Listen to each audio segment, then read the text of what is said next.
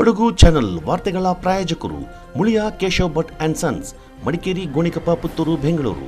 Bharati radio house, electronic ಉಪಕರಣಗಳ ಬೃಹತ್ ಮಳಿಗೆ, ಗಣಪತಿ ಬೀದಿ, ಮಡಿಕೇರಿ, ಮುಖ್ಯ ರಸ್ತೆ, Gonikoppal. A2Z super market, Vishwamanava double road, Kuvempu Nagar, Mysuru. Wood look furniture, ಪೀಠೋಪಕರಣಗಳ ಬೃಹತ್ ಮಳಿಗೆ, ಆಲ್ವೆಸಲ್ ಟವರ್, ಕೊಯ್ನೂರು ರಸ್ತೆ, ಮಡಿಕೇರಿ. ಶಾರದಾ ಜ್ಯುವೆಲರಿ, ಕೊಡಗಿನ ಸಾಂಪ್ರದಾಯಿಕ ಆಭರಣಗಳ ವಿಶಾಲ ಮಳಿಗೆ, Aras road, Mysuru. Rohan city residential and commercial, Vijay, Mangaluru. ZRN Kaveri silks, art and craft emporium, ಅಪ್ಪಟ ರೇಷ್ಮೆ ಸೀರೆಗಳ ಮಳಿಗೆ, ಮೈಸೂರು ರಸ್ತೆ, ಮಡಿಕೇರಿ. ದಕ್ಷಿಣ ಕನ್ನಡ ಜಿಲ್ಲೆಯ ಪುತ್ತೂರು ತಾಲೂಕಿನ ಬೆಳ್ಳಾರೆಯಲ್ಲಿ ನಡೆದ ಪ್ರವೀಣ್ ನೆಟ್ಟಾರು ಹತ್ಯೆ ಪ್ರಕರಣದಲ್ಲಿ ಪ್ರಮುಖ ಆರೋಪಿಗಳಿಗೆ ಆಶ್ರಯ ನೀಡಿದ್ದ ಕೊಡಗಿನ ಸೋಮವಾರಪೇಟೆ ತಾಲೂಕಿನ ಅಬ್ದುಲ್ ರೆಹಮಾನ್ ಕಲ್ಕಂದೂರು ಎಂಬಾತನನ್ನ NIA ಅಧಿಕಾರಿಗಳು ಕೇರಳದ ವಿಮಾನ ನಿಲ್ದಾಣದಲ್ಲಿ ಬಂಧಿಸಿದ್ದಾರೆ. ಪ್ರವೀಣ್ ನೆಟ್ಟಾರು ಹತ್ಯೆ ಬಳಿಕ ವಿದೇಶಕ್ಕೆ ತೆರಳಿ ಕತಾರ್ನ ದೋಹಾದಲ್ಲಿ ತಲೆಮರೆಸಿಕೊಂಡಿದ್ದ ಎಲ್ಲ ಆರೋಪಿಗಳಿಗಾಗಿ ಲುಕ್ಔಟ್ ನೋಟಿಸ್ ಕೂಡ ಜಾರಿ ಮಾಡಲಾಗಿತ್ತು. ಅಬ್ದುಲ್ ರೆಹಮಾನ್ ಕಲ್ಕಂದೂರು ಹಾಗೂ ತಲೆಮರೆಸಿಕೊಂಡಿರುವ ಇತರರ ಬಗ್ಗೆ ಮಾಹಿತಿ ನೀಡಿದವರಿಗೆ ನಗದು ಬಹುಮಾನವನ್ನು ಕೂಡ ರಾಜ್ಯ ಗೃಹ ಇಲಾಖೆ ಘೋಷಿಸಿತ್ತು. ಅಬ್ದುಲ್ ರೆಹಮಾನ್ ನಿಷೇಧಿತ PFI ಸಂಘಟನೆಯ ಕಾರ್ಯದರ್ಶಿಯಾಗಿದ್ದ. ರೆಹಮಾನ್ನನ್ನ ವಶಕ್ಕೆ ಪಡ್ಕೊಂಡಿರುವ NIA ಅಧಿಕಾರಿಗಳು ಬೆಂಗಳೂರಿನ NIA ವಿಶೇಷ ನ್ಯಾಯಾಲಯಕ್ಕೆ ಹಾಜರುಪಡಿಸಿ ಹೆಚ್ಚಿನ ತನಿಖೆಗಾಗಿ ಮತ್ತೆ ತಮ್ಮ ವಶಕ್ಕೆ ಪಡ್ಕೊಂಡಿರುವ ಬಗ್ಗೆ ಕೊಡಗು ಚಾನೆಲ್ಗೆ ಮಾಹಿತಿ ಲಭ್ಯವಾಗಿದೆ. ಕೊಡಗು ಜಿಲ್ಲೆಯಲ್ಲಿ ಇತ್ತೀಚಿನ ದಿನಗಳಲ್ಲಿ ಅಸ್ಸಾಂ ಕಾರ್ಮಿಕರೊಂದಿಗೆ ಬಾಂಗ್ಲಾದೇಶದವರು ಇದ್ದಾರೆ ಎಂಬ ಮಾತುಗಳು ಕೇಳಿಬರ್ತಾ ಇವೆ. ಬಾಂಗ್ಲಾದಿಂದ ಅಕ್ರಮವಾಗಿ ಭಾರತಕ್ಕೆ ಬಂದು ಕೊಡಗಿನಲ್ಲಿ ನೆಲೆಸಿರುವ ಕುರಿತು ಸಾರ್ವಜನಿಕರಿಂದ ದೂರುಗಳಿದ್ದು, ಇಂಥವರ ಪತ್ತೆಗೆ ತೋಟದ ಮಾಲೀಕರು, ಸಾರ್ವಜನಿಕರು ಕೈಜೋಡಿಸಬೇಕೆಂದು ಜಿಲ್ಲಾ ಪೊಲೀಸ್ ವರಿಷ್ಠಾಧಿಕಾರಿ ಕೆ. ರಾಮರಾಜನ್ ಮನವಿ ಮಾಡಿದ್ದಾರೆ. ಕೆಲವು ಸಮಯದಿಂದ ಅಸ್ಸಾಂ ಸೇರಿದಂತೆ ಹೊರ ರಾಜ್ಯ ಕಾರ್ಮಿಕರ ಸೋಗಿನಲ್ಲಿ ಬಾಂಗ್ಲಾದಿಂದ ಬರ್ತಾ ಇರುವ ಕುರಿತು ಮಾಹಿತಿಗಳಿರುವ ಹಿನ್ನೆಲೆ ಪ್ರತಿಕ್ರಿಯಿಸಿರುವ ರಾಮರಾಜನ್ ಅವರು, ಕೊಡಗಿಗೆ ಬರುವ ವಲಸೆ ಕಾರ್ಮಿಕರು ಜಿಲ್ಲಾದ್ಯಂತ ಚದುರಿ ಹೋಗ್ತಾ ಇದ್ದಾರೆ. ಇದರಿಂದ ಅಕ್ರಮ ವಲಸಿಗರನ್ನ ಪತ್ತೆ ಮಾಡುವುದು ಕಷ್ಟವಾಗ್ತಾ ಇದೆ. ಹೀಗಾಗಿ ತೋಟದ ಮಾಲೀಕರೇ ಎಲ್ಲ ಮಾಹಿತಿಯನ್ನ ಸ್ಥಳೀಯ ಪೊಲೀಸ್ ಠಾಣೆಗೆ ತಿಳಿಸಿ ಅಕ್ರಮ. ಮಡಿಕೇರಿ ನಗರದ ಕಾಲೇಜು ರಸ್ತೆಯ ಕಾನ್ವೆಂಟ್ ಜಂಕ್ಷನ್ನಲ್ಲಿ ಇತ್ತೀಚೆಗೆ ಮಿನಿ ವಿಧಾನಸೌಧದ ಕಾಮಗಾರಿ ಮುಗಿದು ಕಾರ್ಯಾರಂಭಗೊಂಡಿದೆ. ಮಿನಿ ವಿಧಾನಸೌಧದ ಆರಂಭಕ್ಕೂ ಮುನ್ನ ಇದರ ಮುಂಭಾಗದಲ್ಲಿ ರಸ್ತೆಯ ಬದಿಯಲ್ಲಿ ಕಾರ್ಯನಿರ್ವಹಿಸ್ತಾ ಇದ್ದ ಹಲವು ದಿನಸಿ ಅಂಗಡಿಗಳು, ಹೋಟೆಲ್, ಬೈಕ್ ವರ್ಕ್ಶಾಪ್ ಹಾಗೂ ಇನ್ನಿತರ ಅಂಗಡಿಗಳನ್ನು ತೆರವುಗೊಳಿಸಲಾಗಿತ್ತು. ಆದರೆ ನೂತನ ವಿಧಾನಸೌಧದ ಮುಂದಿದ್ದ ಇತರೆ ಅಂಗಡಿಗಳನ್ನೆಲ್ಲ ತೆರವುಗೊಳಿಸಿ ಕೇವಲ 3 ಅಂಗಡಿಗಳನ್ನು ಮಾತ್ರ ಏನೂ ಮಾಡದೆ ಹಾಗೆ ಬಿಟ್ಟಿದ್ದು ಯಾಕೆ ಎಂಬ ಕುತೂಹಲ ಹಲವರಲ್ಲಿತ್ತು. ಅಲ್ಲದೆ ಈ ಕುರಿತು ಸಾಮಾಜಿಕ ಜಾಲತಾಣಗಳಲ್ಲಿ ಹಾಗೂ ಹಲವು ವಾಟ್ಸಪ್ ಗ್ರೂಪ್ಗಳಲ್ಲಿ ಚರ್ಚೆಗಳು ಕೂಡ ನಡೀತಾ ಇದ್ದವು. ಶುಕ್ರವಾರ ಮಧ್ಯಾಹ್ನ ಏಕಾಏಕಿ ಇಲ್ಲಿದ್ದ 3 ಅಂಗಡಿಗಳಲ್ಲಿ 2 JCBಯಿಂದ ನೆಲಸಮಗೊಳಿಸಲಾಗಿದೆ. ಉಳಿದ 1 ಅಂಗಡಿಯನ್ನ ನಗರಸಭೆ ತಂಗುದಾಣವನ್ನಾಗಿ ಪರಿವರ್ತಿಸಲಾಗುವುದೆಂದು ನಗರಸಭೆ ಸದಸ್ಯ ಅರುಣ್ ಶೆಟ್ಟಿ ಕೊಡಗು ಚಾನೆಲ್ಗೆ ಮಾಹಿತಿ ನೀಡಿದ್ದಾರೆ.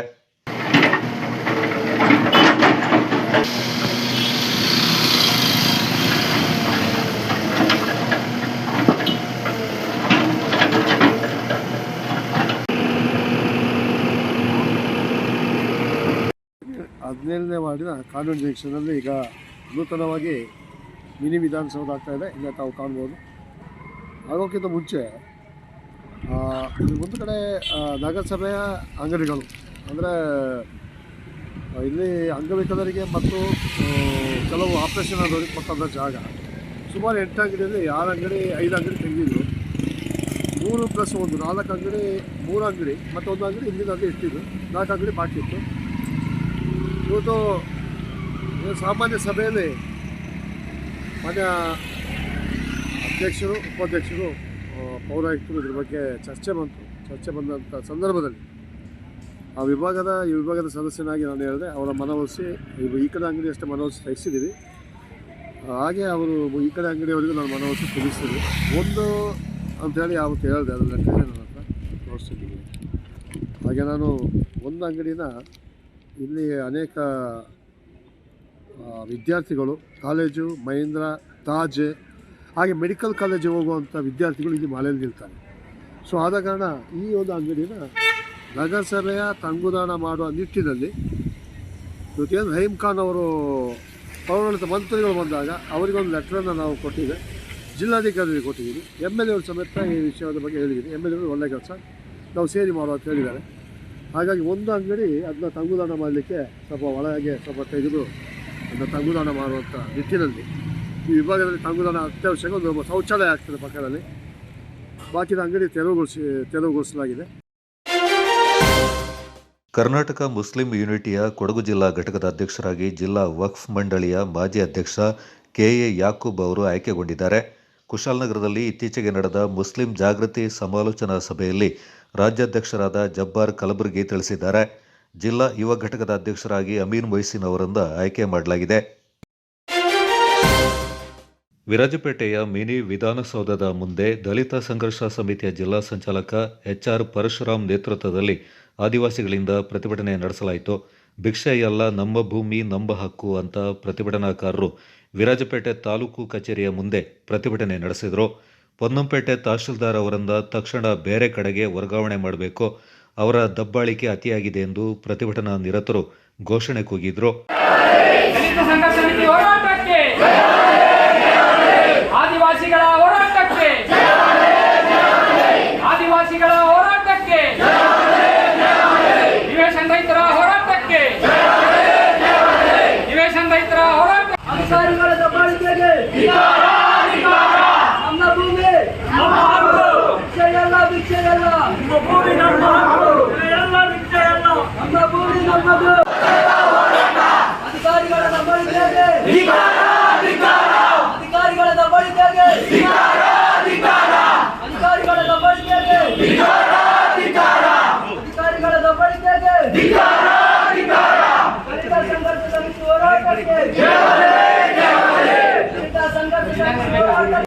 ಇತ್ತೀಚೆಗೆ ವಿರಾಜಪೇಟೆ ಹೊರವಲಯದ ಕೊಳತ್ತೋಡು ಬೈಗೋಡುವಿನಲ್ಲಿ ಪರಿಶಿಷ್ಟ ಪಂಗಡದ ನಿವೇಶನ ರಹಿತ ಕುಟುಂಬದ ಸದಸ್ಯರು ಸರ್ವೆ ನಂಬರ್ 328/1 ಸುಮಾರು 23 ಎಕರೆ 70 ಸೆಂಟ್ ಜಾಗ ಹಕ್ಕಿ ಪಿಕ್ಕಿ ಮಾಡು ಪೈಸಾರಿ ಎಂಬ ಸರ್ಕಾರಿ ಜಾಗವಿದ್ದು ಅದರಲ್ಲಿ 21 ಕುಟುಂಬಗಳು ತಾತ್ಕಾಲಿಕ ಶೆಡ್ಡನ್ನು ನಿರ್ಮಿಸಿಕೊಂಡು ಬದುಕು ಕಟ್ಟಿಕೊಂಡಿದ್ದರು. ತಾರೀಕು 3ರಂದು ಸಂಜೆ 5 ಗಂಟೆಯ ಸಮಯದಲ್ಲಿ ತಾಲೂಕಿನ ತಹಶೀಲ್ದಾರ್ ತಂಡ ದಿಢೀರ್ ಆಗಮಿಸಿ ಈ ಜಾಗ ಗೋಮಾಳಕ್ಕೆ ಸೇರಿದ್ದು ಅಂತ ಹೇಳಿ ಅಲ್ಲಿ ವಾಸ ಮಾಡ್ತಾ ಇರುವ ಎಲ್ಲ ಕುಟುಂಬದ ಶೆಡ್ಗಳನ್ನು ತೆರವು ಮಾಡಿದ್ದಾರೆ. ಅದೇ ಸರ್ಕಾರಿ ಜಾಗವನ್ನು ಒತ್ತುವರಿ ಮಾಡಿಕೊಳ್ಳುವ ತೋಟದ ಮಾಲೀಕರ ತೋಟಗಳು ಮಾತ್ರ ಹಾಗೇನೆ ಬಿಟ್ಟು ಆದಿವಾಸಿಗಳ ಶೆಡ್ ಮಾತ್ರ ಕಿತ್ತು ಹಾಕಿದ ಕ್ರಮ ಸರಿಯಲ್ಲ. ಬಡವರಿಗೆ ಒಂದು ನ್ಯಾಯ, ಸಿರಿವಂತರಿಗೆ ಮತ್ತೊಂದು ನ್ಯಾಯ, ಇದು ಎಷ್ಟು ಸರಿ ಅಂತ ಪರಶುರಾಮ್ ಪ್ರಶ್ನೆ ಮಾಡಿದರು. ಕಳೆದ ಈ 318/28/1P1 ಹಾತೂರಿ ಕೊಳತೋಡು ಬೈಗೋಡು ಎಂಬಲ್ಲಿ ನಮಗೆ ತಿಳಿದ ಮೇರೆಗೆ ಅದು ಪೈಸಾರಿ ಅಂತೇಳಿ ಗೊತ್ತಾಯಿತು. ಅದನ್ನು RTC ತೆಗೆದು ನೋಡ್ಬೇಕಾದ್ರೆ ಅದು ಅಕ್ಕಿ ಪಿಕ್ಕೆ ಮಾಡು ಪೈಸಾರಿ ಅಂತೇಳಿ ತೋರಿಸಲಾಗಿತ್ತು. ಮತ್ತು ಅಲ್ಲಿ ಯಾರಿವತ್ತು ಪರಿಶಿಷ್ಟ ಜಾತಿ ಮತ್ತು ಪಂಗಡಕ್ಕೆ ಮೀಸಲಾಗಿ ಇಡಲಾಗಿದೆ ಜಾಗ ಅಂತೇಳಿ 23 ಎಕರೆ 70 ಸೆಂಟ್ ಜಾಗವನ್ನು RTCಲಿ ತೋರಿಸಲಾಗಿತ್ತು.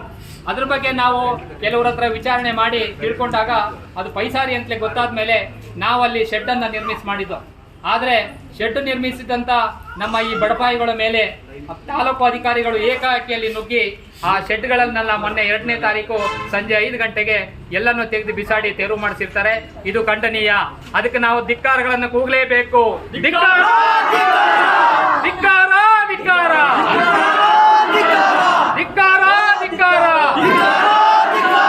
ಬೇಕೇ ಬೇಕು, ಬೇಕೇ ಬೇಕು. ನಮ್ಮ ಭೂಮಿ ನಮ್ಮ ಹಕ್ಕು, ನಮ್ಮ ಭೂಮಿ ನಮ್ಮ ಹಕ್ಕು, ಭಿಕ್ಷೆ ಎಲ್ಲ ಭಿಕ್ಷೆ ಎಲ್ಲ. ಬಂಧುಗಳೇ, ಅದೇ ರೀತಿ ಇವತ್ತೇನು ನಮ್ಮ ಸಂವಿಧಾನದಲ್ಲಿ ಇರ್ತದೆ, ಈ ದೇಶದಲ್ಲಿ ಉತ್ಪತ್ತಿ ಇರುವಂತ ಈ ಭೂಮಿ ಮೇಲೆ ಇರ್ತಕ್ಕಂಥ ಎಲ್ಲ ವಸ್ತು ಎಲ್ರಿಗೂ ಸಮವಾಗಿ ಹಂಚಿಕೆ ಆಗ್ಬೇಕು ಅಂತೇಳಿ ಸಂವಿಧಾನದ ಪೀಠಿಕೆ ಹೇಳ್ತದೆ ಬಂಧುಗಳೇ. ಆದರೆ ಈ ದೇಶದಲ್ಲಿ ಏನಾಗಿದೆ, ಇವತ್ತು ಕೆಲವ್ರ ಕೈಲಿ ಆಸ್ತಿ ಭೂಮಿಗಳು ಸೇರ್ಕೊಂಡ್ಬಿಟ್ಟು ಇಲ್ಲಿ ಇರೋನು ದೊಡ್ಡ ಶ್ರೀಮಂತನೇ, ಇಲ್ಲದೆ ಇರೋನಿಗೆ ಏನೂ ಇಲ್ಲ. ನೋಡಿ, ನಮಗೆಲ್ಲ ಇವತ್ತು ಸ್ವಾತಂತ್ರ್ಯ ಬಂದು 80 ವರ್ಷ ಆಗ್ಲಿಕ್ಕಾಯ್ತು. 2 ಸೆಂಟ್ ಜಾಗ ನಮಗೆ ಗುಡಿಸಲು ಹಾಕೊಳ್ಳೋಕೆ ಗತಿ ಇಲ್ಲ. ಇಂಥ ಜಿಲ್ಲಾಡಳಿತ, ಇಂಥ ತಾಲೂಕು ಆಡಳಿತ ಇಲ್ಲಿ ನಡೀತಾ ಇದೆ. ತಾವೆಲ್ಲೂ ಎಚ್ಚೆತ್ಕೊಳ್ಬೇಕು. ಇದೇ ರೀತಿ ಆದರೆ ನಮ್ಮ ಮುಂದಿನ ಪೀಳಿಗೆ ಎಲ್ಲಿಗೆ ಹೋಗ್ಬೇಕು? ಇವರಿಂದ ನಾವು ಇಲ್ಲಿ ಬಂದು ಸೂಸೈಡ್ ಮಾಡ್ಕೋಬೇಕಂತ ನಾವು ಅಧಿಕಾರಿಗಳನ್ನ ಕೇಳ್ಕೋಬೇಕಾಯ್ತದೆ. ಎಷ್ಟು ದಿವಸ ನಾವು ನರಿ ನಾಯಿಗಳಂತೆ ಬದುಕಬೇಕು? ನಮಗೂ ಒಂದು ಸೂರನ್ನು ಕೊಡಿ ಅಂತೇಳಿ ನಾವು ಹೋರಾಟ ಮಾಡಿ ಎಲ್ಲಾದರೂ ಪೈಸಾರಿಲಿ ನಾವು ಕೂತ್ರೆ ಅದನ್ನು ಕಿತ್ತು ಬಿಸಾಡುವಂಥ ಈ ದೌರ್ಜನ್ಯನ ನಾವು ಸಹಿಸ್ಲಿಕ್ಕೆ ಆಗೋದಿಲ್ಲ. ಮುಂದಿನ ದಿನಗಳಲ್ಲಿ ಇವ್ರು ಏನು ಕಠಿಣ ಶಿಕ್ಷೆ ಕೊಟ್ಟರು ನಾವು ಅದನ್ನು ಅನುಭವಿಸ್ಲಿಕ್ಕೆ ರೆಡಿ ಇದ್ದೀವಿ. ತಾವು ದಯಮಾಡಿ ಏನಿವತ್ತು 328/1P1 ಆತೂರಿನ ಕೆ ಬೈಗೋಡಿನಲ್ಲಿ ಶೆಡ್ ಹಾಕಿದ್ರು, ಅವ್ರಿಗೆ ಪುನಃ ಅಲ್ಲಿ ಶೆಡ್ ಹಾಕೊಂಡು ಅವರು ವಾಸಿಸಲಿಕ್ಕೆ ಅವಕಾಶ ಮಾಡಿಕೊಡ್ಬೇಕಂತೇಳಿ ಈ ಸಂದರ್ಭದಲ್ಲಿ ನಾವೆಲ್ಲ ಸೇರಿ ತಾಲೂಕು ತಹಸೀಲ್ದಾರ್ನ ಒತ್ತಾಯ ಮಾಡ್ತಾ ಇದ್ದೀವಿ. ಈ ರೀತಿಯ ಅನೇಕ ಸಮಸ್ಯೆಗಳೊಂದಿಗೆ ಇವತ್ತು ಇಲ್ಲಿನ ಮೂಲ ನಿವಾಸಿಗಳಾದಂಥ ಪರಿಶಿಷ್ಟ ಪಂಗಡದವರು ಬದುಕ್ತಾ ಇದ್ದಾರೆ. ಈ ವಿಷಯವನ್ನು ಇಟ್ಕೊಂಡು ನಾವು ಜಿಲ್ಲಾ ಮಟ್ಟದಲ್ಲಿ ಹಲವಾರು ಬಾರಿ ನಾವು ಹೋರಾಟಗಳನ್ನು ಇದೇ ರೀತಿ ಕಾರ್ಯಕ್ರಮವನ್ನು ಮಾಡಿದ್ದೀವಿ. ಇದಕ್ಕಿಂತಲೂ ಮಿಗಿಲಾಗಿ 8 ದಿವಸ ನಾವು ಇಂಥ ಅನೇಕರನ್ನು ಸೇರಿಸ್ಕೊಂಡು ಕೊಡಗು ಜಿಲ್ಲಾಧಿಕಾರಿಗಳ ಕಚೇರಿ ಮುಂದೆ ಸುಮಾರು 8 ದಿವಸಗಳ ಕಾಲ ನಾವು ಅಹೋರಾತ್ರಿ ಧರಣಿ, ಅಲ್ಲೇ ಮಲಗಿದ್ದೀವಿ, ಅಲ್ಲೇ ಊಟ ಇಲ್ಲ ಏನೂ ಇಲ್ಲ. 8 ದಿವಸ ಅಹೋರಾತ್ರಿ ಮಲಗಿ ನಮಗೆ ಯಾವ ಒಂದು ಪ್ರಯೋಜನವೂ ಸಿಕ್ಕಲಿಲ್ಲ. ಬರೀ ಆಶ್ವಾಸನೆಗಳನ್ನೇ ಕೊಡ್ತಾರೆ, ಬರೀ ಆಶ್ವಾಸನೆ. ಅಲ್ಲಿದೆ ಭೂಮಿ, ಇಲ್ಲಿದೆ ಭೂಮಿ ಹಂಚಿಕೊಡ್ತೀವಿ. ಕಳೆದ 30-35 ವರ್ಷಗಳಿಂದ ಎಲ್ಲೇ ಯಾವೊಬ್ಬ ದಲಿತನಿಗೆ 1 ಸೆಂಟ್ ಜಾಗ ಇವರು ಎಲ್ಲಿ ಕೊಟ್ಟಿದ್ದಾರೆ ಅಂತ ನಮಗೆ ಮಾಹಿತಿ ಇಲ್ಲ ಬಂಧುಗಳೇ. ಕೆಲವು ಕಡೆ ಆಗಿದೆ ಒಂದು ಅಂತ ಹೇಳಬೇಕು. ದಿಡ್ಡಳ್ಳಿ ಹೋರಾಟದಲ್ಲಿ ಸ್ವಲ್ಪ ಜನರಿಗೆ ನಮಗೆ ಮಿನಿಸ್ಟ್ರ್ ದಂಡೆ ಬಂದು ಅದೊಂದು ಜಾಗ ಕುಶಾಲನಗರದಲ್ಲಿ ಆಗಿರುವಂಥ ವಿಚಾರ ತಮಗೆಲ್ಲ ಗೊತ್ತಿದೆ. ಅದು ಬಿಟ್ಟರೆ ಇನ್ನೆಲ್ಲೂ ನಮಗೆ ಈ ರೀತಿಯ ಬದುಕನ್ನು ಬದುಕ್ತಾ ಇರೋರಿಗೆ ನಿವೇಶನಗಳಾಗಲಿ ಮೂಲಸೌಕರ್ಯಗಳಾಗಲಿ ಅಥವಾ ಇನ್ನೂ ಮುಖ್ಯವಾದ ವಿಚಾರ ಅಂದರೆ ನಾವು ಈ ದೇಶದ ಪ್ರಜೆಗಳಾಗಿ ನಮಗೆ ಸರಿಯಾದ Aadhaar card, ration card, voter I D ಇನ್ನೇನಿವತ್ತು ನಮಗೆ ಸಿಗಬೇಕು ಅದು ಕೂಡ ಕೆಲವು ಆಡಿಗಳಲ್ಲಿ ಇನ್ನೂ ಸಿಗಲಿಲ್ಲ. ಮತ್ತು ಏನು ಇವತ್ತು ವಯಸ್ಸಾಗೋರು ಇದ್ದಾರೆ 60 ವರ್ಷ ಮೀರಿದವರು, ಅವ್ರಿಗೆ ಕೊಡುವಂಥ ಪೆನ್ಷನ್ಗಳು ಎಷ್ಟೋ ಅಮಾಯಕರು ಇವತ್ತು ಅದಿಲ್ಲದೆ ಬದುಕ್ತಾ ಇದ್ದಾರೆ. ಇಂಥ ಒಂದು ಕಷ್ಟ ಪರಿಸ್ಥಿತಿಯಲ್ಲಿ ನಮ್ಮ ಮಕ್ಕಳು ಶಾಲೆಗೆ ಹೋಗೋ 6ನೇ 7ನೇ ಕ್ಲಾಸಲ್ಲಿ ಕ್ಲಾಸನ್ನು ಬಿಟ್ಟು ಓನರ್ ಮನೆಯಲ್ಲಿ ಅಥವಾ ಮಾಲೀಕರ ಮನೆಯಲ್ಲಿ ಇವತ್ತು ಒಂದು ದುಡಿಯುವಂಥ ಸ್ಥಿತಿ ಇವತ್ತು ಕೊಡಗು ಜಿಲ್ಲೆಯಲ್ಲಿ ಇದೆ. ಈ ಬಗ್ಗೆ ನಾವು ಅನೇಕ ಹೋರಾಟಗಳನ್ನು ಜಿಲ್ಲಾಧಿಕಾರಿಗಳ ಕಚೇರಿ ಮುಂದೆ ಇರ್ಬೋದು, ತಾಲೂಕು ತಹಸೀಲ್ದಾರ್ಗಳ ಕಚೇರಿಗಳ ಮುಂದೆ ಇರ್ಬೋದು, ಸುಮಾರು ನಾನು ತಿಳಿದ ಮಟ್ಟಿಗೆ ಸುಮಾರು 10-20 ವರ್ಷಗಳಿಂದ ನಾವು ಈ ರೀತಿಯ ಹೋರಾಟಗಳನ್ನು ಮಾಡಿ ನಾವು ಮನವಿ ಪತ್ರವನ್ನು ಕೊಡ್ತಾ ಬರ್ತಲೇ ಇದ್ದೀವಿ. ಆದರೆ ಇಲ್ಲಿವರೆಗೂ ನಮಗೆ ಸ್ಪಂದನೆ ಇಲ್ಲ. ಇದನ್ನು ಖಂಡಿಸಿ ನಾವು ಇವತ್ತು ಈ ರೀತಿಯ ಹೋರಾಟಗಳನ್ನು ಮಾಡಬೇಕಾದಂಥ ಅನಿವಾರ್ಯ ಸ್ಥಿತಿ ಇವತ್ತು ಬಂದವರಿಗಿದೆ. ತಹಶೀಲ್ದಾರ್ ಅನಂತ ಶಂಕರ್ ಮಾತನಾಡಿ, ತಮಗೆ ಬೇರೆ ಜಾಗವನ್ನು ಗುರುತಿಸಿ ನೀಡಲು ಜಿಲ್ಲಾಧಿಕಾರಿಗಳ ಜೊತೆಯಲ್ಲಿ ಚರ್ಚೆ ನಡೆಸುವುದಾಗಿ ಹೇಳಿದರು. 15 ದಿನಗಳಲ್ಲಿ ಸಮಸ್ಯೆ ಬಗೆಹರಿಸದಿದ್ದರೆ ಜಿಲ್ಲಾಧಿಕಾರಿಗಳ ಕಚೇರಿಯ ಮುಂದೆ ಅರೆಬೆತ್ತಲೆ ಮೆರವಣಿಗೆ ಹಾಗೂ ಆಮರಣಾಂತ ಉಪವಾಸ ಸತ್ಯಾಗ್ರಹವನ್ನು ನಡೆಸಬೇಕಾಗುತ್ತೆ ಅಂತ ಪ್ರತಿಭಟನಾಕಾರರು ಜಿಲ್ಲಾಡಳಿತಕ್ಕೆ ಎಚ್ಚರಿಕೆ ನೀಡಿದರು. ಶಾಂಕ್ಷನೂ ಆಗಿದೆ, ಇಷ್ಟು ಜಾಗ ಅಲ್ಲಿದೆ,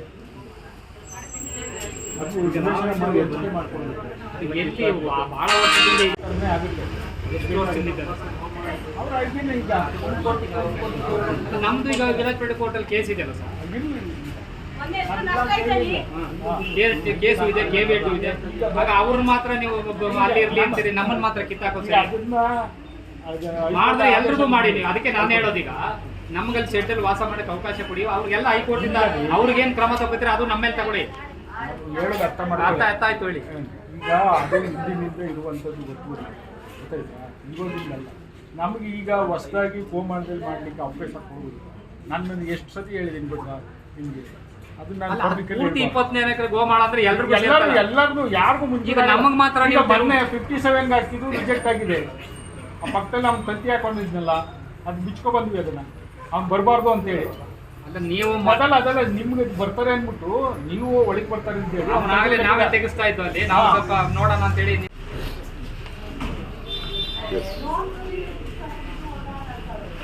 ದಲಿತ ಸಂಘರ್ಷ ಸಮಿತಿ ಜಿಲ್ಲಾ ಸಮಿತಿ ಕೊಡಗು ಅವರು ನಮಗೆ ಮನವಿ ಪತ್ರನ ಕೊಟ್ಟಿದ್ದಾರೆ.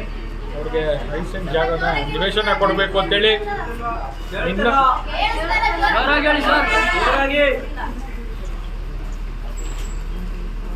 ಈಗ ದಲಿತ ಸಂಘರ್ಷ ಸಮಿತಿಯವರು ಮನವಿ ಪತ್ರವನ್ನು ಕೊಟ್ಟಿದ್ದಾರೆ.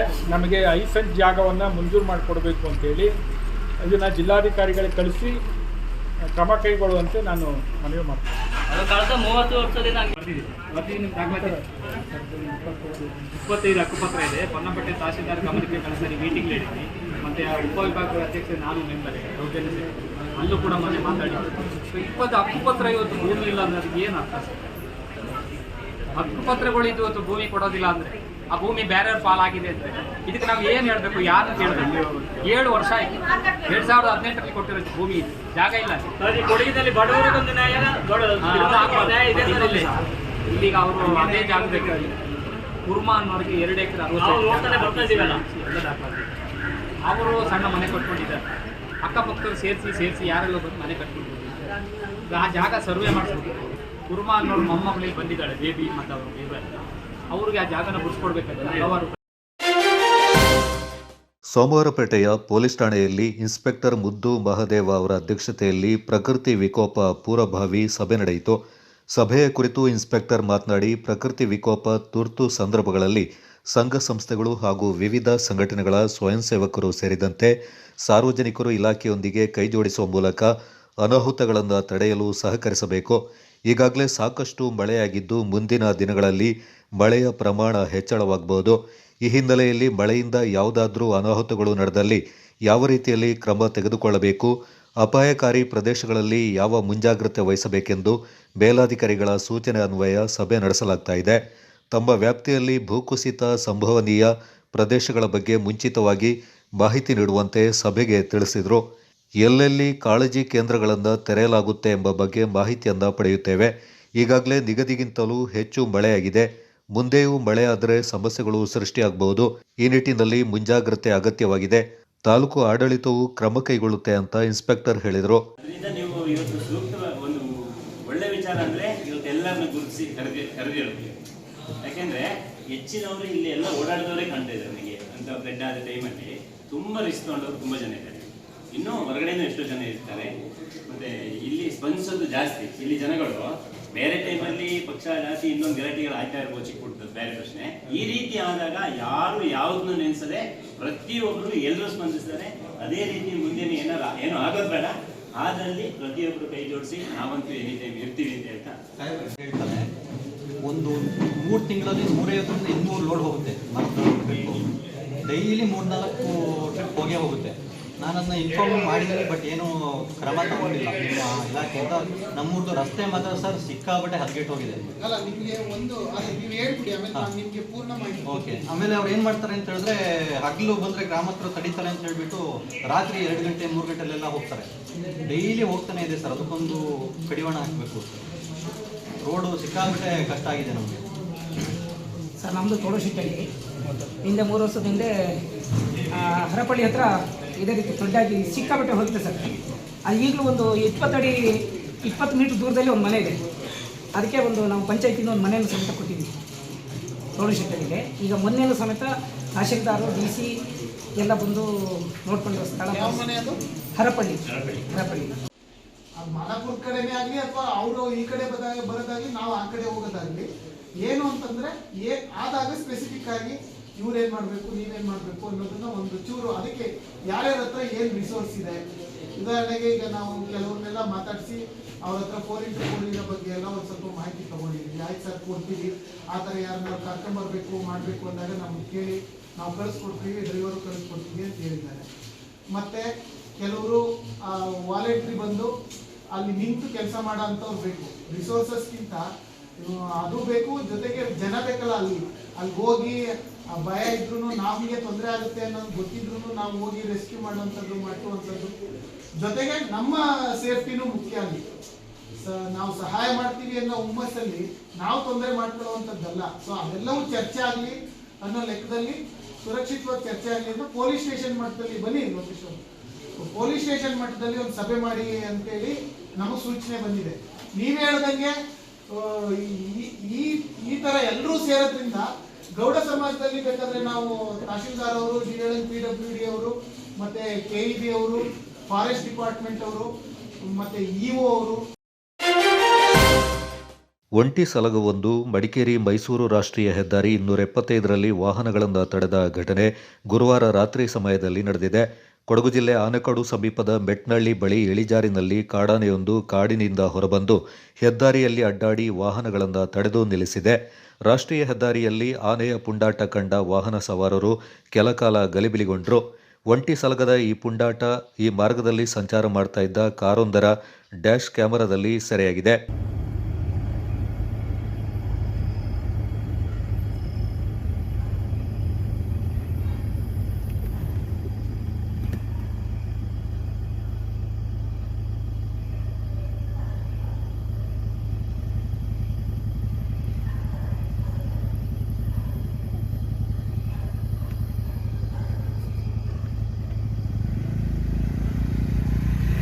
ಹೋಗ್ಬೇಡ.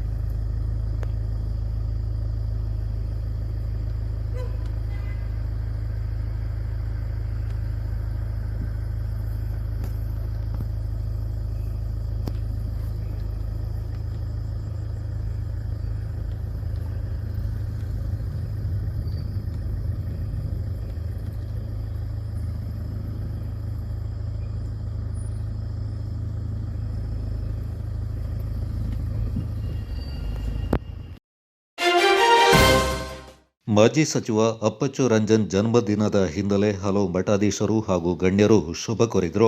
66 ಸಂವತ್ಸರ ಪೂರೈಸಿದ ಮಾಜಿ ಕ್ರೀಡಾ ಸಚಿವ ಅಪ್ಪಚ್ಚು ರಂಜನ್ ನಿವಾಸಕ್ಕೆ ಬೆಳಗಿನಿಂದ ಹಲವು ಗಣ್ಯರು ತೆರಳಿ ಜನ್ಮದಿನದ ಶುಭ ಹಾರೈಸಿದರು.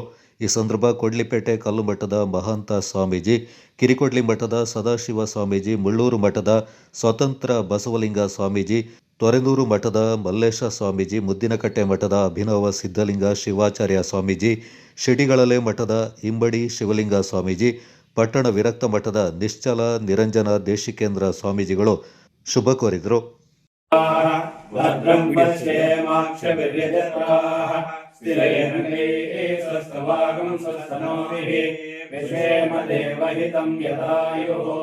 ಶತಮಾನಂ ಭವತಿ ಶತಾಯುಃ ಪುರುಷಶತೇಂದ್ರಿಯಃ ಆಯುಷ್ಯೇಂದ್ರಿಯೇ ಪ್ರತಿಷ್ಠತಿ ದೀರ್ಘಮಾಯುಃ. ಇಷ್ಟಸಂಪದನಸ್ತು ಆಯುರಾರೋಗ್ಯಮಸ್ತು ಧನಕೀರ್ತಿರಸ್ತು ಶಾಂತಿರಸ್ತು ಪುಷ್ಟಿರಸ್ತು ತಥಾಸ್ತು. ಸದ್ಗುರು ಕೃಪಾ ಪ್ರಸಾದ ಸದಾ ಕಾಲ ಸಿದ್ಧಿರಸ್ತು. ಹಿಂಗೆ 100 ವರ್ಷ ಆಯುಷ್ಯ ಆರೋಗ್ಯದಿಂದ ಇರಲಿ. ಪ್ರತಿ ವರ್ಷ ನಾವು ಹಿಂಗೆ ವಿಶ್ ಮಾಡಂಗೆ. ಎಷ್ಟರವರೆಗೆ ಗಟ್ಟಿಮುಟ್ಟಾಗಿ ನಮ್ಮ ಕೆಲಸ ನಾವು ಮಾಡ್ತೇವೆ ಅಷ್ಟರವರೆಗೆ ಇರ್ಬೋದು. ದೈವೇ ಇಚ್ಛೆ.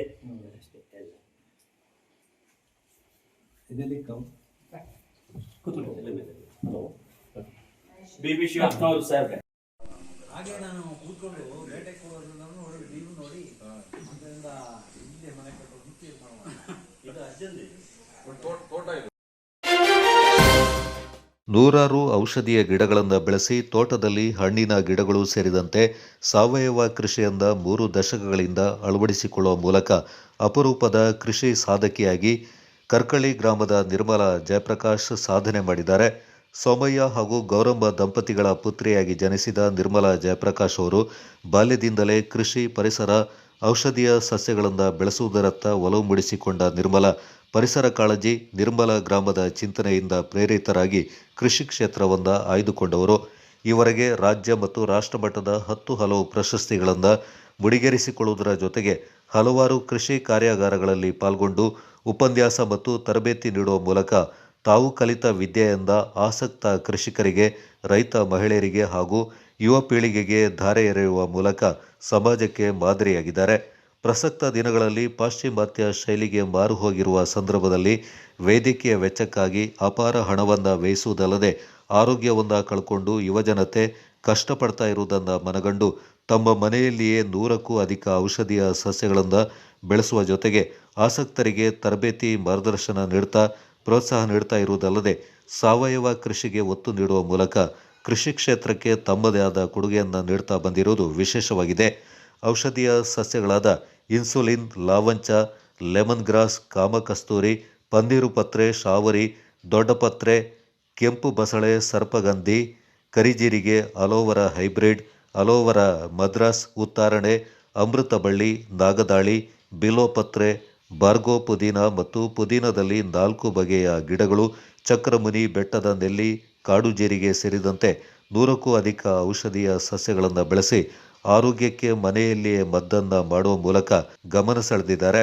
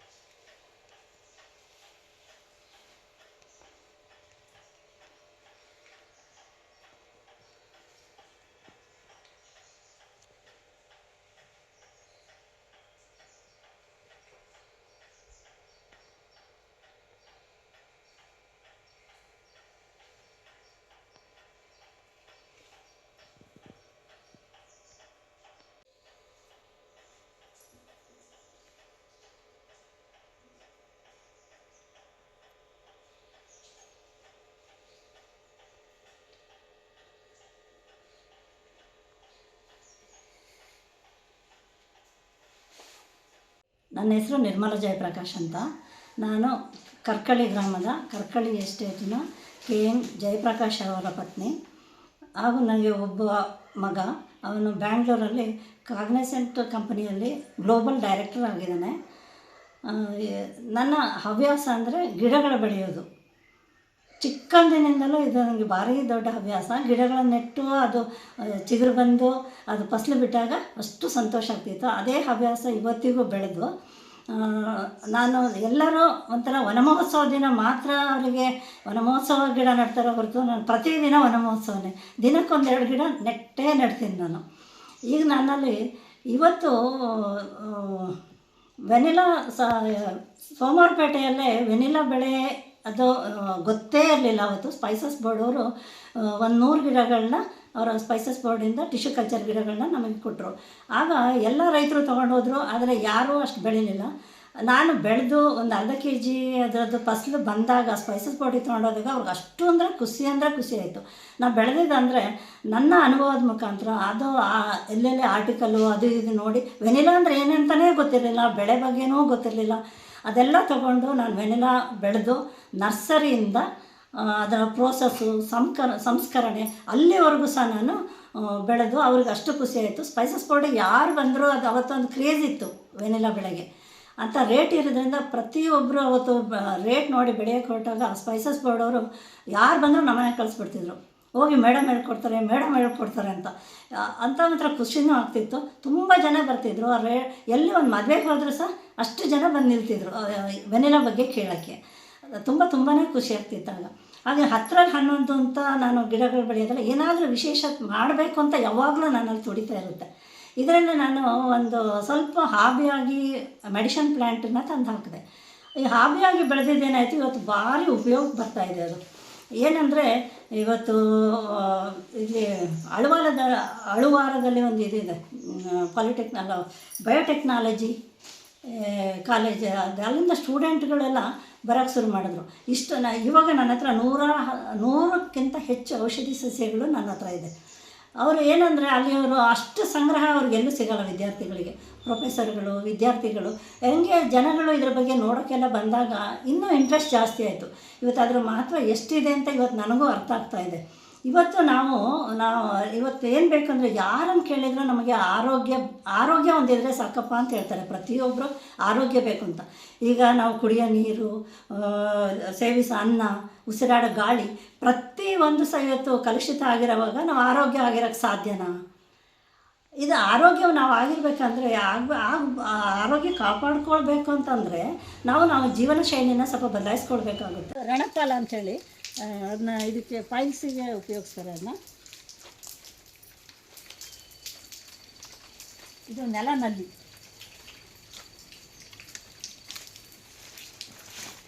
ವಿಷಮದಾರಿ ಬರ್ತಾನೆ ಆಯ್ತಲ್ಲ, ಇದು ನೀರು ಬಿದ್ರು. ಇದು ಕಹಿ ಜೀರಿಗೆ.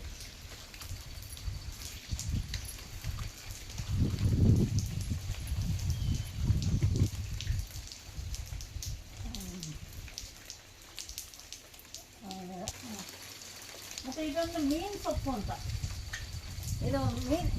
ಇದು ಮೂಸ್ ನೋಡಿದ್ರೆ ಮೀನು ಸ್ಮೆಲ್ ಇದು. ಆಮೇಲೆ ಅಲ್ಲಿ ನೀರು ಬ್ರಾಹ್ಮಿ ತೋರಿಸಿದ್ನಾ, ಇದು ಕಿಂಚರು, ಇದು ಐರನ್ ಪ್ಲಾಂಟು, ಇದು ಬಜೆ, ಮತ್ತು ಇದೊಂದು ಈಶ್ವರಿ ಬಳ್ಳಿ ಅಂತ, ಅದು ಮಂಗರವಳ್ಳಿ ಹೆಸರು ಮತ್ತೋಗಿತ್ತು ಆ ಬಳ್ಳಿ ಮಂಗರವಳ್ಳಿ. ಅದು ಇದಕ್ಕೆ ಮೂಳೆ ಏನಾದ್ರು ಮುರಿದು ಹೋದರೆ ಅದನ್ನ ಪಟ್ಟು ಕಟ್ಟಿದರೆ ವಾಸಿ ಆಗುತ್ತೆ.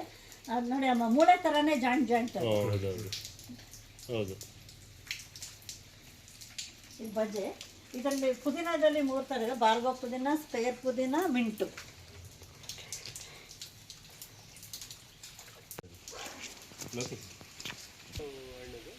ಇದು ಸ್ಟಾರ್ ಫ್ರೂಟ್ ಅಂತ. ಇದೆಲ್ಲ ನೀವು ಅಲ್ಲಿ ಮಾಡ್ತಾ ಇರ್ತಾರೆ ಬೆಂಗಳೂರು ಕಡೆ ಎಲ್ಲ. ಇದಕ್ಕೆ ಉಪ್ಪಿನಕಾಯಿ ಎಲ್ಲ ಹಾಕ್ತಾರೆ.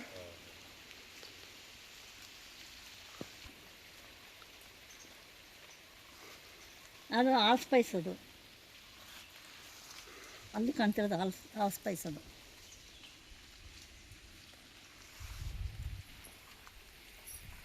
ಹೈಬ್ರಿಡ್ ಅಂತ. ಹೈಬ್ರಿಡ್. ಅದಕ್ಕೆ ಪಾಲಿನೇಷನ್ ಆಗಬೇಕು. ಲಾವಂಚ ಇದು ಎಣ್ಣೆ, ನೋವಿಗೆ ಎಣ್ಣೆ ತಯಾರಿಸೋಕ್ಕೆ ಉಪಯೋಗಿಸ್ತಾರೆ. ಮತ್ತು ಕೇರಳದಲ್ಲಿರೋದು ಕುಡಿಯೋ ನೀರಿಗೆ ಇದನ್ನು ಬೇರನ್ನು ಹಾಕಿ ಕುಡಿಯೋ ನೀರನ್ನ ಶುದ್ಧೀಕರಿಸೋಕ್ಕೆ ಕುಡಿತಾರೆ. ಇದು ಲೆಮನ್ ಗ್ರಾಸ್, ಇದು ಸಹ ಲೆಮನ್ ಇದಕ್ಕೆ.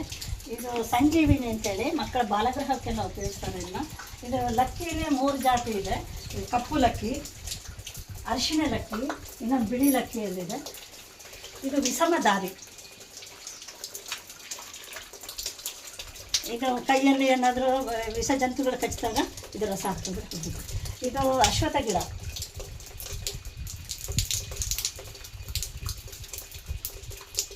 ಇದು ಇನ್ಸುಲಿನ್ ಗಿಡ. ಇದು ಆಡು ಸೌಗೆ. ಇದು ಮಧುನಾಶಿನಿ. ಇದು ಸರ್ಪಗಂಧ. ಇದು ನಾಗದಾಳಿ ಅಂತೇಳಿ. ಇದು ದೊಡ್ಡ ಪತ್ರೆ.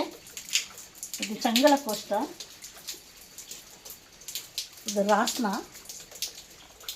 ಇದು ಕಾಡು ಅರಿಶಿಣ, ಶಂಖಪುಷ್ಪ, ಸಫೇದ್ ಮಸ್ಲಿ, ಬಿಲ್ಲಪತ್ರೆ. ಇದು ಅಯ್ಯಪ್ಪನ್ ಅಂತ. ಇದು ಮಾಂಗೈ ಶುಂಠಿ. ಇದು ಕಾಮಕಸ್ತೂರಿ, ತುಂಬೆ.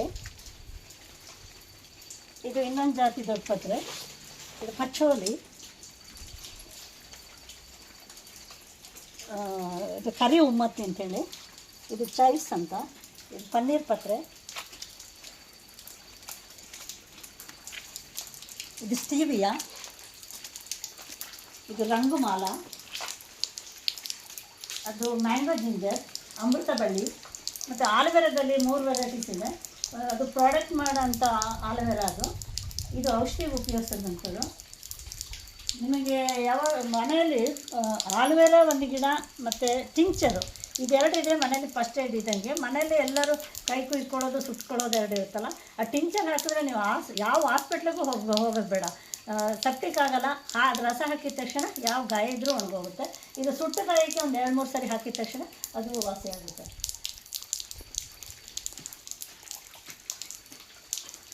ಇದು ಬನ್ನಿ ಗಿಡ.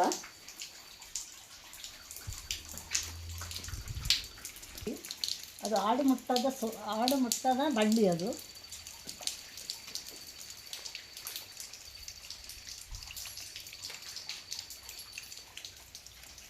ಇದು ನೀರು ಬ್ರಾಹ್ಮಿ. ಇದು ಕಿರು ಆಡಿಸೋಗೆ. ಆಮೇಲೆ ಇದು ಚಕ್ರಮಣಿ ಅಂಥೇಳಿ ಎಲ್ಲ ಥರ ವಿಟಮಿನ್ ಪ್ಲ್ಯಾಂಟ್. ಅದು ಎಲೆಹುಲ್ಲು. ಗಿಡಗಳ ಔಷಧಿ ಗಿಡನ ಬೆಳೆದಿದ್ದೀನಿ. ಆದರೆ ಬರೀ ಬೆಳೆದ್ರೆ ಸಾಲದು, ಅದ್ರ ಬಗ್ಗೆ ನಾವು ಗೊತ್ತಿರಬೇಕು ನೋಡೋಕ್ಕೆ ಬಂದಾಗ. ಅದಕ್ಕೋಸ್ಕರ ನಾನು ಎಲ್ಲ ಕಡೆಯಿಂದ ಅದರ ಇನ್ಫಾರ್ಮೇಷನ್ ತಗೊಂಡು ಅದರದ್ದು ಔಷಧಿ ಗುಣಗಳನ್ನು ತಗೊಂಡು ಇನ್ನೊಬ್ಬರಿಗೆ ಹೇಳಬೇಕು. ಸುಮ್ಮನೆ ಗಿಡಗಳು ತೋರಿಸಿದ್ರಾಗಲ್ಲ ಅಂತ ಎಲ್ಲವನ್ನೂ ನಾನು ಕಲೆಕ್ಟ್ ಮಾಡಿಟ್ಟಿದ್ದೀನಿ. ಮುಂದಿನ ಪೀಳಿಗೆಗೆ ಇದು ಉಳಿಬೇಕು, ಜನರಿಗೆ ಇದ್ರ ಬಗ್ಗೆ ಗೊತ್ತಾಗಬೇಕು. ಇವೆಲ್ಲ ನಾವು ಗೊತ್ತಿದ್ದು ಮರೆತು ಹೋಗಿರೋ ವಿಷಯಗಳಿವು. ಅದನ್ನು ಪುನಃ ಜನರಿಗೆ ತಿಳಿಸೋ ಅಂಥ ಕಾರ್ಯವನ್ನು ನಾನು ಮಾಡ್ತಾಯಿದ್ದೀನಿ.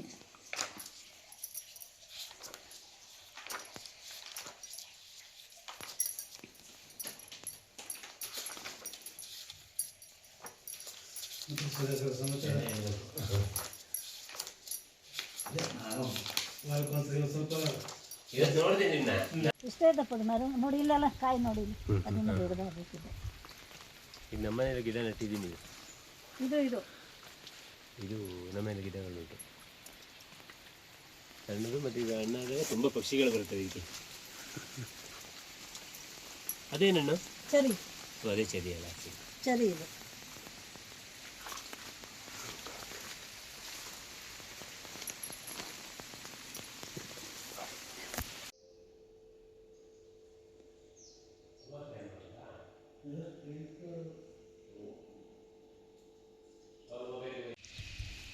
ಏನು ಕಲ್ಲಿದು? ಕಲ್ಲುಗಳೇನದು ಸಿಕ್ಕದು? ಕಲ್ಲು ಗ್ರಾನೈಟ್ ಕಲ್ಲದು. ಅದು ಗ್ರಾನೈಟ್ ಫ್ಯಾಕ್ಟ್ರಿಲಿ ವೇಸ್ಟ್ ಆಗಿ ಹಾಕ್ತಾರೆ. ನಮ್ಮ ಇವ್ರ ಅಕ್ಕನ ಮಗಳದು ಯಾವುದು ಫ್ಯಾಕ್ಟ್ರಿಯಲ್ಲಿ ಗಾರ್ಡನಿಂಗ್ ಅದು ಅದಕ್ಕಿಂತ ಹಂಗೆ ಕೊಟ್ಟಿದೆ ಆಯಿತಾ, ಟ್ರಾನ್ಸ್ಪೋರ್ಟೇ ಸುಮಾರು ಆಯಿತು. ಅವು ಎಷ್ಟು ವೆಯ್ಟ್ ಇದೆ ಹೋಗುತ್ತಾ? ಸಿಕ್ಕಾಬಿಟ್ಟೆ ವೆಯ್ಟ್. ಇದು ಕಡ್ಡಿ ಕಟ್ ಮಾಡಿ ಬರುತ್ತಾ? ಬರಲ್ಲ. ಅಂತ ಹೇಳಿ ಒಂದು ಸರಿ ಕಟ್ ಮಾಡಿ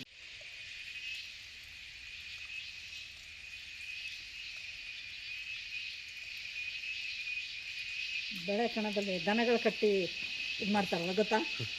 ಅದು ನನ್ನ ಜಾರತ್ತೆ. ಇಲ್ಲ ಆ ಚಪ್ಪಲ್ ಜಾರಲ್ಲ, ಅದು ಇದು ಜಾರಲ್ಲ. ಇದು ಒಂಥರ ಚೇಂಜ್ ಆಗಿ ಬಂದಿದೆ. ಯಾವುದು? ಅಡಿಕೆ ಗಿಡ. ಅದು ಗಾರ್ಡನ್ ಪಾಕ್ ಅಂತಾರೆ. ಇಷ್ಟೇ ಎತ್ತರದಲ್ಲಿ ಕಾಯಿ ಬಿಡೋದು. ಅದು ಈಗಾಗಲೇ ಮೊನ್ನೆ ಹೊಂಬಾಳೆ ಬಿಟ್ಟಿರ್ತದು. ಹೌದು. ಇಲ್ಲ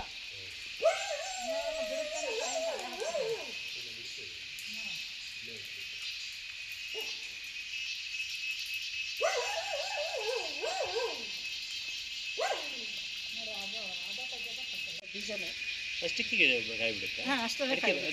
ಅಡಿಕೆ ಸೇಮ್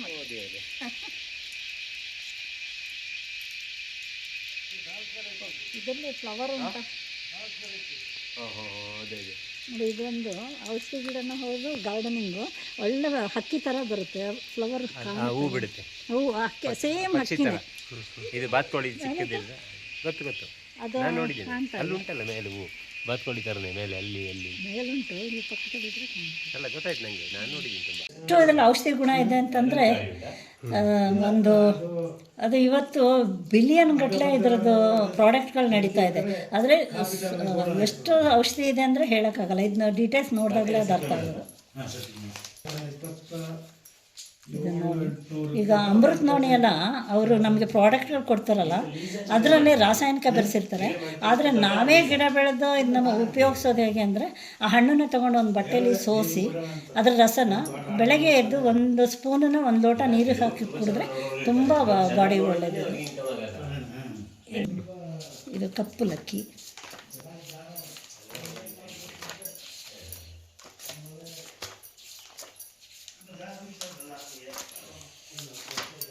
ಇನ್ನೊಂದು ಸ್ವಾತಿ ಮಳೆ ನೀರಿದೆ, ಪಾಸ್ ಆಯ್ತಾ ಗೊತ್ತಿಲ್ಲ, ತೋರಿಸ್ತೀನಿ. ಅಶ್ವಗಂಧ,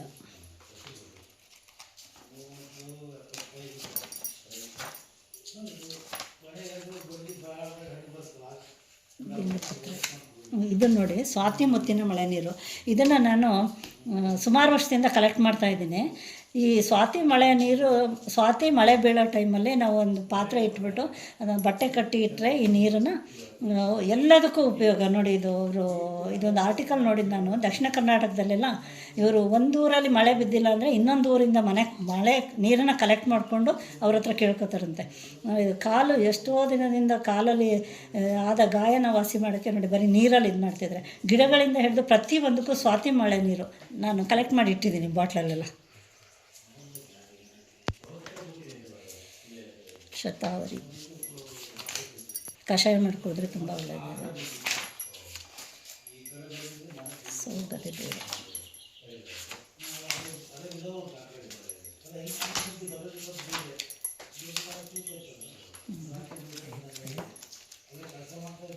ಇದು ಹಣ್ಣುಗಳದ್ದು ಮತ್ತು ಟಿಪ್ಸ್ಗಳಿದ್ದಾವೆ. ಅಲ್ಲ, ಇವತ್ತು ಎಲ್ಲೂ ತುಂಬ ಕುಟುಂಬಗಳಿಲ್ಲ. ಗಂಡ ಹೆಂಡತಿ ಇರೋ 2 ಮಕ್ಕಳಿರುವ ಮನೆಗೆ ನಮ್ಮ ಸುತ್ತಮುತ್ತನೇ ಒಂದೆರಡು ತರಕಾರಿಗಳು, ಒಂದೆರಡು ಬೀನ್ಸ್ ಇರ್ಬೋದು, ಟೊಮೆಟೊ ಇರ್ಬೋದು, ಕೊತ್ತಂಬರಿ ಸೊಪ್ಪು ಇರ್ಬೋದು, ಯಾವಾಗಲೂ ಇದು ಫಸಲು ಕೊಡೋ ಅಂಥ ಬಸಳೆ ಇರ್ಬೋದು. ಇಂಥ ಬಸಳೆ, ತೊಂಡೆ ಇಂಥ ಒಂದು 4 ಗಿಡ ಹಾಕ್ಕೊಂಡಾಗ ನಾವು ಫ್ರೆಶ್ ಆಗಿ ಹೋಗಿ ತರಕಾರಿಗಳನ್ನು ತಂದ್ಕೊಂಡು ಊಟ ಮಾಡಿದ್ರೆ ನಮಗೆ ನಾವು ಆರೋಗ್ಯವನ್ನು ಕಾಪಾಡಿಕೊಳ್ಬೋದು. ನಮ್ಮ ಇದ್ರ ಜೊತೆಗೆ ಆರೋಗ್ಯ ಕಾಪಾಡಿ ನಮಗೆ ವ್ಯಾಯಾಮ ಸಹ ಆಗುತ್ತೆ. ಮತ್ತು ಇನ್ನೊಂದೇನೆಂದರೆ, ನಾವು ಮಾರ್ಕೆಟಲ್ಲಿ ಕೊಂಡ್ಕೊಳ್ಳೋ ತರಕಾರಿಗಳೆಲ್ಲ ಅವೆಲ್ಲ ರಾಸಾಯನಿಕ ಬರುತ್ತೆ. ಅವರು 1-2 ಗಿಡ ನೆಟ್ಟೆ ಅಂತ ತಂದಿರಲ್ಲ, ಅಷ್ಟು ರಾಸಾಯನಿಕ ವಿಷವಸ್ತುಗಳು. ಈ ವಿಷವಸ್ತುಗಳನ್ನು ನಾವು ದುಡ್ಡು ಕೊಟ್ಟು ತರೋಕ್ಕೆ ಹೋಗೋಕ್ಕೆ ಮೊದಲು ಮಹಿಳೆಯರು ಕಡಿವಾಣ ಹಾಕಬೇಕು. ನಾವು ಹಿಂದಿನ ಕಾಲದಲ್ಲಿ ಡಯಾಬಿಟೀಸ್ ಆಗಲಿ, ಶುಗರ್ ಆಗಲಿ ಎಲ್ಲೋ ಒಂದೊಂದು ಕೇಳ್ತಾ ಇದ್ವಿ ನಾವು ಅವತ್ತು. ಆದರೆ ಇವತ್ತು ಪ್ರತಿ ಮನೆಯಲ್ಲಿ ನಾವು ಅಂಥ ವಿಷ ತರಕಾರಿಗಳು ತಂದು ತಿಂದು ಏನಾಗ್ತಾ ಇದೆ, ಪ್ರತಿ ಮನೆಯಲ್ಲೂ ನಾವೇ ಸೃಷ್ಟಿ ಮಾಡ್ತಾಯಿದ್ದೀವಿ ಇವತ್ತು. ಇದರಿಂದ ನಮ್ಮ ಮೆಡಿಷನ್ ಪ್ಲ್ಯಾಂಟ್ ಇದ್ದರೆ ನಮ್ಮನೇಲಿ ಒಂದು ಫಸ್ಟ್ ಏಡ್ ಬಾಕ್ಸ್ ಇದ್ದಂಗೆ, ಸಣ್ಣ ಪುಟ್ಟ ಕಾಯಿಲೆಗಳಿಗೆ ನಾವು ಸಣ್ಣ ಪುಟ್ಟ ಕಾಯಿಲೆಗಳಿಗೆ ಬೇಕಾದ ಕಚ್ಚಾ ವಸ್ತುಗಳೆಂದರೆ ನಮ್ಮ ಹೊಲಗದ್ದೆಗಳಲ್ಲಿರೋಂಥ ನಮ್ಮ ಕಣ್ಮುಂದೆನೇ ಇರೋಂಥ ಸಸ್ಯಗಳು ಅವನ್ನೇ ಉಪಯೋಗಿಸ್ಕೊಂಡು ನಾವು ಸಣ್ಣ ಪುಟ್ಟ ಕಾಯಿಲೆ ದೊಡ್ಡ ಕಾಯಿಲೆಗಳಿಗೆ ನಾವು ಆಸ್ಪತ್ರೆಗೆ ಹೋಗಬೇಕು. ಆದರೆ ಅದರಲ್ಲೇ ನಾವು ಕಾಯಿಲೆಗಳೆಲ್ಲ ವಾಸಿ ಮಾಡ್ಕೋಬಹುದು. ಆದರೆ ಅವುಗಳು ಎಷ್ಟು ಜನರಿಗೆ ಅದು ಗೊತ್ತು? ನಾವು ಯಾಕೆಂದರೆ ಇವತ್ತು ಏನೂ ಗೊತ್ತಿಲ್ಲ. ಹಿರಿಯರು ನಮ್ಗೆ ಕೊಡ್ತಿದ್ದ ಮನೆಮದ್ದುಗಳನ್ನೆಲ್ಲ ಇವತ್ತು ನಾವು ಮರೆತು ಬಿಟ್ಟಿದ್ದೇವೆ. ಆದ್ದರಿಂದ ನಮಗೆ ಅದು ಯಾವುದೂ ಗೊತ್ತಿಲ್ಲ.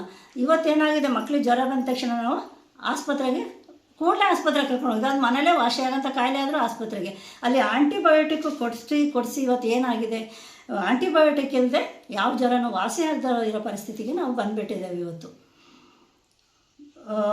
ಇವತ್ತು ಏನಾಗಿದೆ ಅಂದರೆ ಎಲ್ಲರಿಗೂ ಇವತ್ತು ಜನ ಪುನಃ ವಾಪಸ್ಸು ಈ ಹಳೆ ಪದ್ಧತಿಗೆ ವಾಪಸ್ ಬರ್ತಾ ಇದ್ದಾರೆ. ಆದ್ದರಿಂದ ಇವತ್ತು ಕೊಡಗು ಚಾನಲ್ ವಿಶೇಷ ವರದಿ ದುಷ್ಯಂತ್ ಕುಮಾರ್, ಸೋಮವಾರಪೇಟೆ.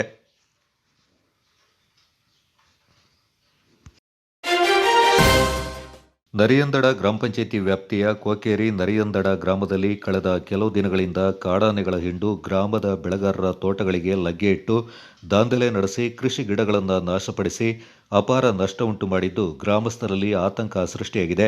ಈ ವ್ಯಾಪ್ತಿಯ ಗ್ರಾಮದಲ್ಲಿರುವ ಬೆಳೆಗಾರರ ಕಾಫಿ ತೋಟಗಳೇ ಕಾಡಾನೆಗಳ ವಾಸಸ್ಥಳವಾಗಿ ಮಾರ್ಪಟ್ಟಿದೆ.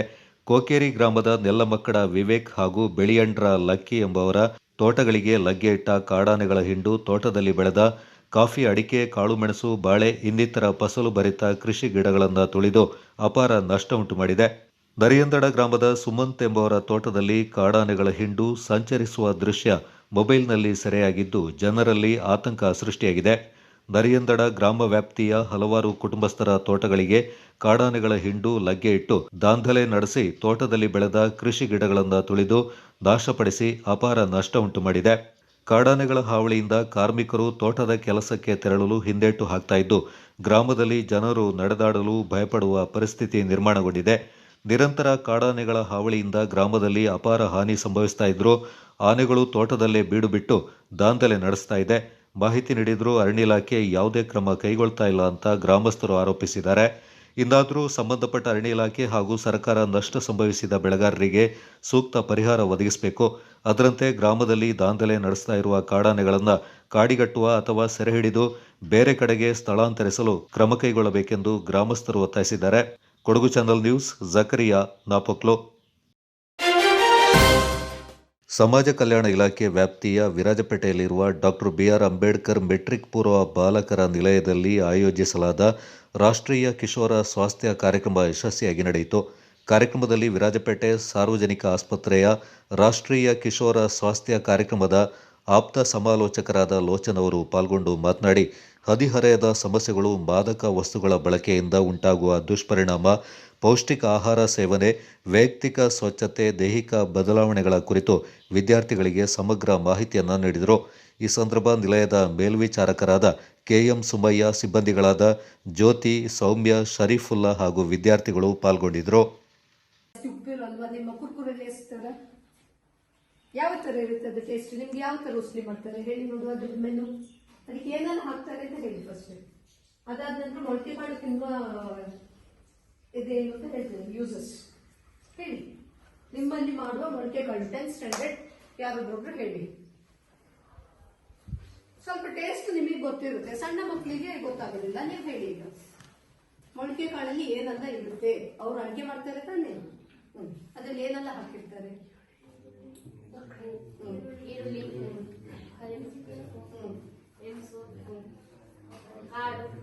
ಕಾಳು ಮೇನ್, ಎಣ್ಣೆ, ಸಾಸಿವೆ ಅಷ್ಟೆಲ್ಲ ಹಾಕಿ ರುಚಿಯಾಗಿ ಇರುತ್ತೆ ಮಾಡ್ಬಿಟ್ಟು. ಇದು ಯಾಕೆ ತಿನ್ನಲ್ಲ? Simple question. ಅಷ್ಟು ರುಚಿಯಾಗಿ ನೀವೇ ಹೇಳಿದ್ದೀರಾ, ಇನ್ನು ಯಾಕೆ ತಿನ್ನೋದಿಲ್ಲ? ಡ್ರಗ್ಸ್ ಅದನ್ನ ಸ್ಪ್ಲಿಟ್ ಮಾಡಿ. ಡ್ರಗ್ಸ್ ಅಂತ ಹೇಳಿದ್ರೆ ಡ್ರಗ್ಸ್ ಅಲ್ಲಿ ತುಂಬಾ ಟೈಪ್ಸ್ ಉಂಟು.